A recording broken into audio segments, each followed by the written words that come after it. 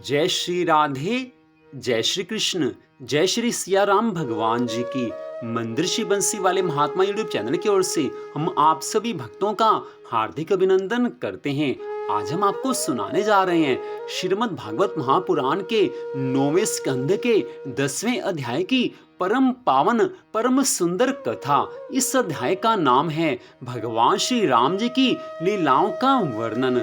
बोल श्री राधा कृष्ण भगवान की जय।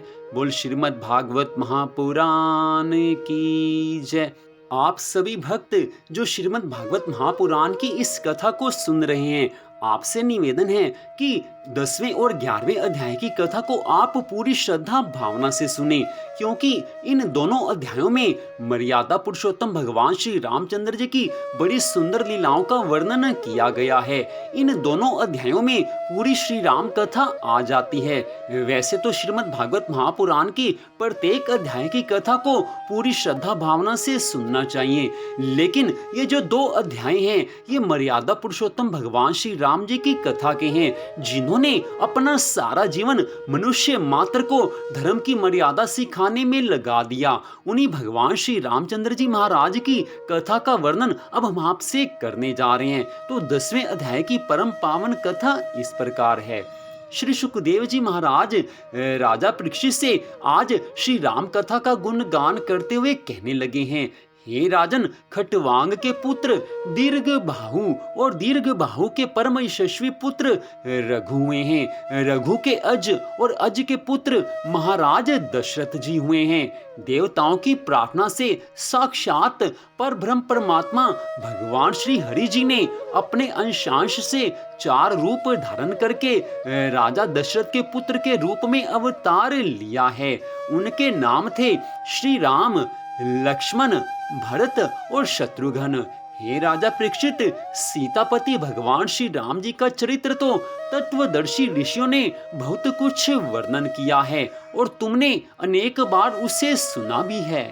भगवान श्री राम जी ने अपने पिता राजा दशरथ के सत्य की रक्षा के लिए राजपाट छोड़ दिया और वे वन वन में फिरते रहे। उनके चरण कमल इतने सुकुमार थे कि परम सुकुमारी श्री जानकी जी के कर कमलों का स्पर्श भी उनसे सहन नहीं होता था। वे ही चरण जब वन में चलते चलते थक जाते, तब हनुमान और लक्ष्मण जी उन्हें दबा दबा कर उनकी थकावट मिटाते थे। शूर्पणखा के नाक कान काट कर विरूप कर देने के कारण उन्हें अपनी प्रियतमा श्री जानकी जी का वियोग भी सहना पड़ा।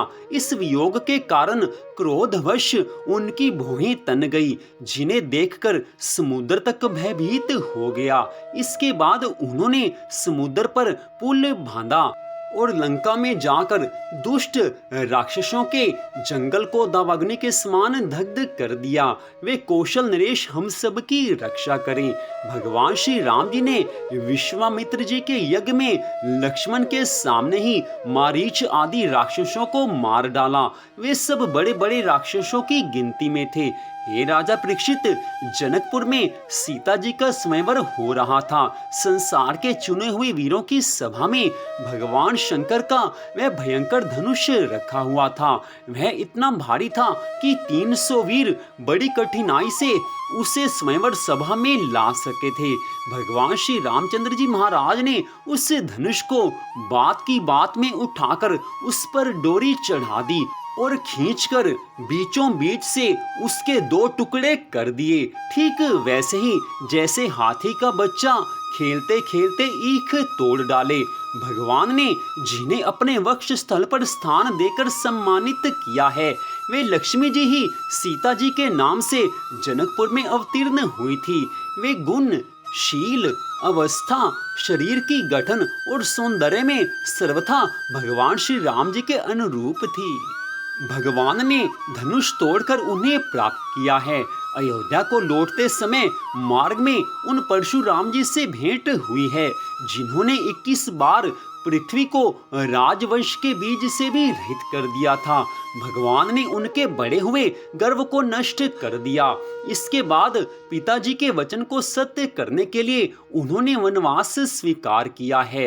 यद्यपि महाराज दशरथ ने अपनी पत्नी के अधीन होकर ही उसे वैसा वचन दिया था, फिर भी वे सत्य के बंधन में बंध गए थे। इसलिए भगवान ने अपने पिता की आज्ञा शिरोधार्य करके राज्य, लक्ष्मी, प्रेमी, हितैषी, मित्र और महलों को वैसे ही एक क्षण में छोड़कर अपनी पत्नी के साथ यात्रा की है, जैसे मुक्त संग योगी अपने प्राणों को छोड़ देता है। वन में पहुंचकर भगवान श्री राम जी महाराज ने राक्षस राज रावण की बहन शूर्पणखा को विरूप कर दिया है, क्योंकि उसकी बुद्धि काम वासना के कारण अशुद्ध थी। उसके पक्षपाती खर दूषण त्रिशरा आदि प्रधान भाइयों को, जो संख्या में 14,000 थे, हाथ में महान धनुष लेकर भगवान श्री राम जी ने नष्ट कर डाला है और अनेक प्रकार की कठिनाइयों से परिपूर्ण वन में वे इधर उधर विचरते हुए निवास करते रहे। हे राजा परीक्षित, जब रावण ने सीता जी के रूप, गुण, सौंदर्य आदि की बात सुनी तो उसका हृदय काम वासना से आतुर हो गया। उसने अद्भुत हिरण के वेश में मारीच को उनकी पर्णकुटी के पास से भेजा है। वह धीरे धीरे भगवान को वहां से दूर ले गया। अंत में भगवान ने अपने बाण से उसे बात की बात में वैसे ही मार डाला जैसे दक्ष प्रजापति को वीरभद्र ने मारा था। जब भगवान श्री राम जी वन में दूर निकल गए, तब लक्ष्मण जी की अनुपस्थिति में नीच राक्षस रावण ने भेड़िए के समान विदेह नंदिनी सुकुमारी श्री सीता जी को हर लिया। तदनंतर वे अपनी प्राण प्रिया सीता जी से बिछुड़कर अपने भाई लक्ष्मण के साथ वन वन में दीन की भांति घूमने लगे और इस प्रकार उन्होंने यह शिक्षा दी है कि जो स्त्रियों में आसक्ति रखते हैं उनकी यही गति होती है। इसके बाद भगवान ने उस जटायु का दाह संस्कार किया है, जिसके सारे कर्म बंधन भगवत सेवा रूप कर्म से पहले ही भस्म हो चुके थे। फिर भगवान ने कबंध राक्षस का संहार किया है। इसके अनंतर सुग्रीव आदि वानरों से मित्रता करके बाली का वध किया है। तदनंतर वानरों के द्वारा अपनी प्राण प्रिया का पता लगवाया। ब्रह्मा और शंकर जिनके श्री चरणों की वंदना करते हैं, वे प्रभु श्री राम, वे महाराज मर्यादा पुरुषोत्तम भगवान श्री रामचंद्र जी महाराज एक साधारण मनुष्य की सी लीला करते हुए वानरों की सेना के साथ समुद्र तट पर पहुंचे हैं। मर्यादा पुरुषोत्तम भगवान श्री राम जी ने अपनी मनुष्य की लीला में दिखाया है कि जब भगवान इस धरती पर अवतार लेते हैं तो उनको भी दुख सहने पड़ते हैं। इसलिए साधारण मनुष्यों को शिक्षा दी है कि अगर मनुष्य के जीवन में दुख आए तो उनको हंसकर पूरी तरह से सहन करना चाहिए। जीवन में सुख आता है तो दुख भी आएगा ही आएगा, दोनों को सहन करना चाहिए। यही सिखाने के लिए, यही शिक्षा देने के लिए भगवान श्री रामचंद्र जी ने मनुष्य का अवतार धारण किया था। भगवान श्री राम जी महाराज सब वानर सेना के साथ समुद्र तट पर पहुंचे हैं। वहां उपवास और प्रार्थना से भी समुद्र पर कोई प्रभाव नहीं पड़ा। तब भगवान ने क्रोध की लीला करते हुए अपनी उग्र और टेढ़ी नजर समुद्र पर डाली है। उसी समय समुद्र के बड़े बड़े मगर और मच्छ खलबला उठे। डर जाने के कारण समुद्र की सारी गर्जना शांत हुई है। तब समुद्र शरीरधारी बनकर और अपने सिर पर बहुत सी भेंटें लेकर भगवान के चरण कमलों की शरण में आया है और इस प्रकार कहने लगा है, हे प्रभु, हे अनंत, हम मूर्ख हैं, इसलिए आपके वास्तविक स्वरूप को नहीं जानते। जाने भी तो कैसे जाने, क्योंकि आपकी लीला का पार पाना किसी के लिए भी संभव नहीं है। हे वीर शिरोमणे, आप अपनी इच्छा के अनुसार मुझे पार कर जाइए और त्रिलोकी को रुलाने वाले विशर्वा के कुपूत रावण को मारकर अपनी पत्नी को फिर से प्राप्त कीजिए। परंतु आपसे मेरी एक प्रार्थना है, आप यहाँ मुझ पर एक पुल बांध दीजिए, इससे आपके यश का विस्तार होगा और आगे चलकर जब बड़े बड़े नरपति दिग्विजय करते हुए यहाँ आएंगे तब वे सब आपके यश का गान करेंगे। भगवान श्री राम जी ने अनेक पर्वतों के शिखरों से समुद्र पर पुल बांधा है। जब बड़े बड़े बंदर अपने हाथों से पर्वत उठा कर लाते थे तब उनके वृक्ष और बड़ी बड़ी चट्टानें थर थर कांपने लगती थी। इसके बाद विभीषण की सलाह से भगवान ने सुग्रीव, नील, हनुमान आदि प्रमुख वीरों और वानरी सेना के साथ लंका में प्रवेश किया है। वह तो श्री हनुमान जी के द्वारा पहले ही जलाई जा चुकी थी। उस समय वानर राज की सेना ने लंका के सैर करने और खेलने के स्थान, अन्न के गोदाम, खजाने, दरवाजे, फाटक, सभा भवन, छज्जे और पक्षियों के रहने के स्थान को घेर लिया। उन्होंने वहां की वेदी, ध्वजाएं, सोने के कलश और चौराहे तोड़ फोड़ डाले हैं।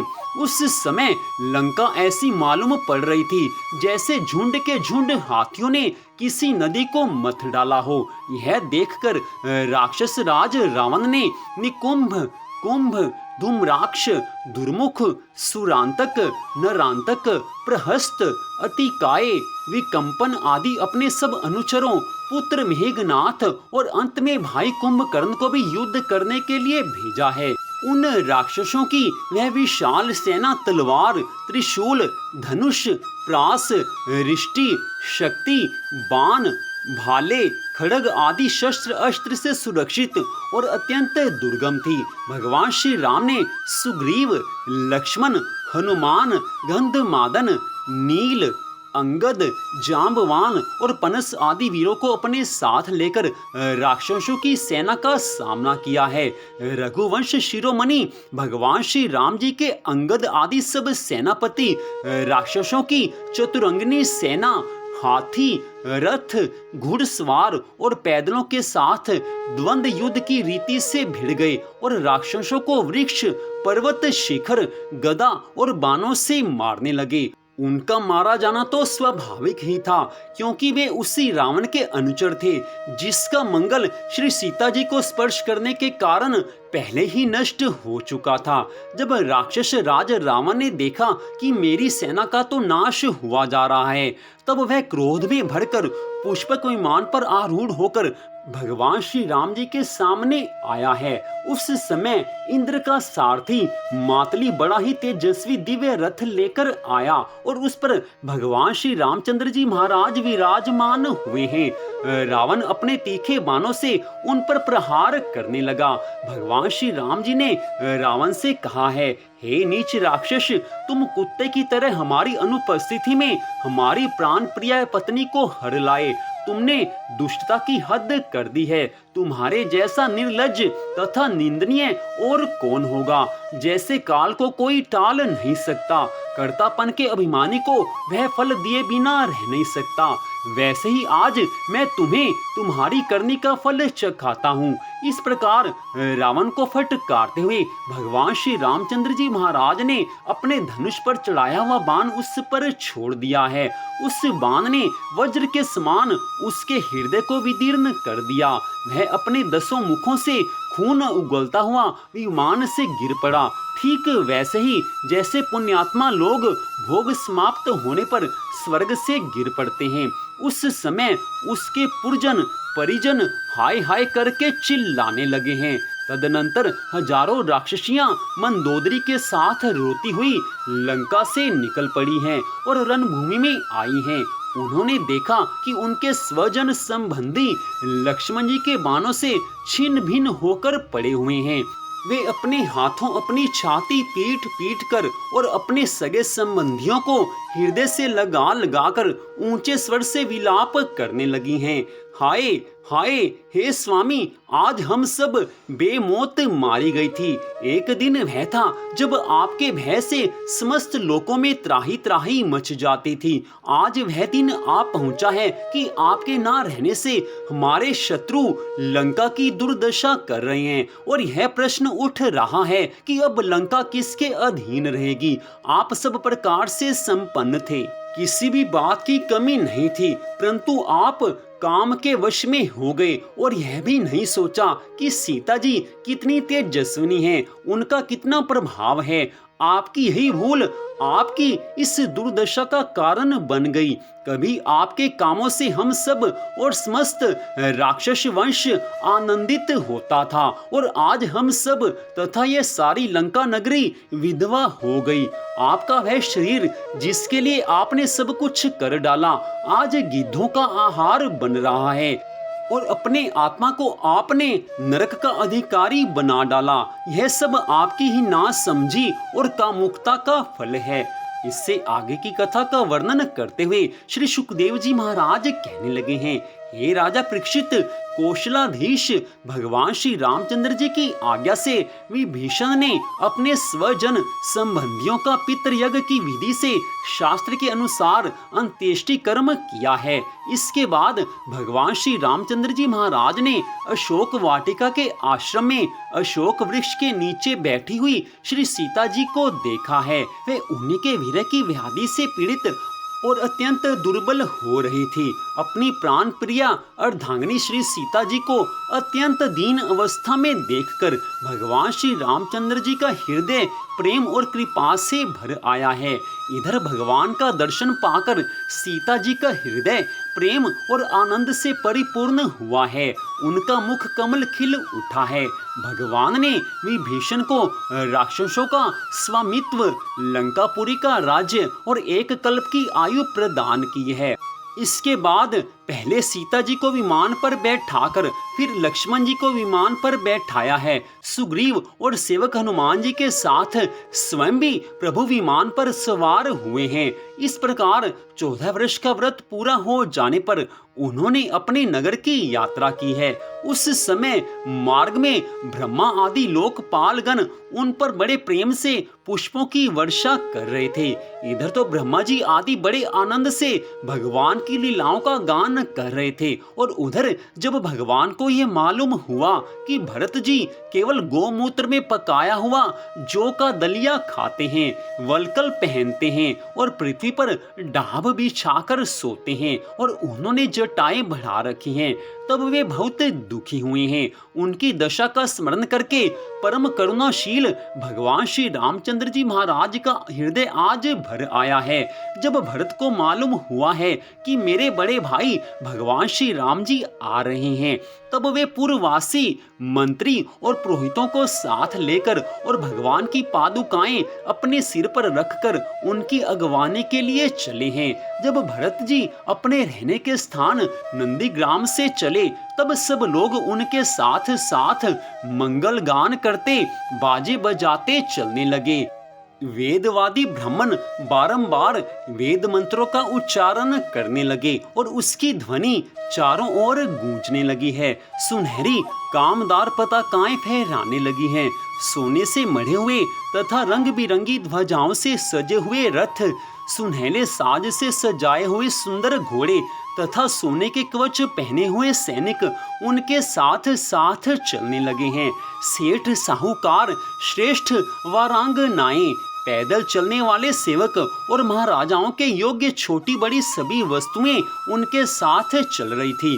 भगवान को देखते ही प्रेम के उद्रेक से भरत जी का हृदय आज गदगद हुआ है। नेत्रों में आंसू छलक आए हैं। वे भगवान के श्री चरणों में गिर पड़े हैं। उन्होंने प्रभु के सामने उनकी चरण पादुकाएं रख दी हैं और हाथ जोड़कर खड़े हुए हैं। नेत्रों से आंसू की धारा बहती जा रही थी। भगवान ने अपने दोनों हाथों से पकड़कर बहुत देर तक भरत जी को अपने हृदय से लगाए रखा। भगवान के नेत्र जल से भरत जी का स्नान हो गया। इसके बाद सीता जी और लक्ष्मण जी के साथ भगवान श्री राम जी ने ब्राह्मण और पूजनीय गुरुजनों उनको नमस्कार किया है तथा सारी प्रजा ने बड़े प्रेम से सिर झुकाकर भगवान के चरणों में प्रणाम किया है। उस समय उत्तर कोसल देश की रहने वाली समस्त प्रजा अपने स्वामी भगवान को बहुत दिनों के बाद आए देखकर अपने दुपट्टे हिला हिलाकर पुष्पों की वर्षा करती हुई आनंद से नाचने लगी हैं। भरत जी ने भगवान की पादुकाएं ली हैं, विभीषण ने श्रेष्ठ चमर, सुग्रीव ने पंखा और श्री हनुमान जी ने श्वेत छत्र ग्रहण किया है। हे राजा परीक्षित, शत्रुघ्न जी ने धनुष और तरकस, सीता जी ने तीर्थों के जल से भरा कमंडलू, अंगद ने सोने का खड्ग और जांबवान ने ढाल ले ली है। इन लोगों के साथ भगवान पुष्पक विमान पर विराजमान हो गए। चारों तरफ यथास्थान स्त्रियां बैठ गई, वंदीजन स्तुति करने लगे हैं। उस समय पुष्पक विमान पर भगवान श्री राम जी की ऐसी सुंदर शोभा हुई है मानो ग्रहों के साथ चंद्रमा उदय हो रहे हों। इस प्रकार भगवान ने भाइयों का अभिनंदन स्वीकार करके उनके साथ अयोध्यापुरी में प्रवेश किया है। उस समय वह पुरी आनंदोत्सव से परिपूर्ण हो रही थी। राजमहल में प्रवेश करके उन्होंने अपनी माता कौशल्या, अन्य माताओं, गुरुजनों, बराबर के मित्रों और छोटों का यथा योग्य सम्मान किया है तथा उनके द्वारा किया हुआ सम्मान स्वीकार किया है। श्री सीता जी और लक्ष्मण जी ने भी भगवान के साथ साथ सबके प्रति यथा योग्य व्यवहार किया है। उस समय जैसे मृतक शरीर में प्राणों का संचार हो जाए, वैसे ही माताएं अपने पुत्रों के आगमन से हर्षित हुई हैं। उन्होंने उनको अपनी गोद में बैठा लिया है और अपने आंसुओं से उनका अभिषेक किया है।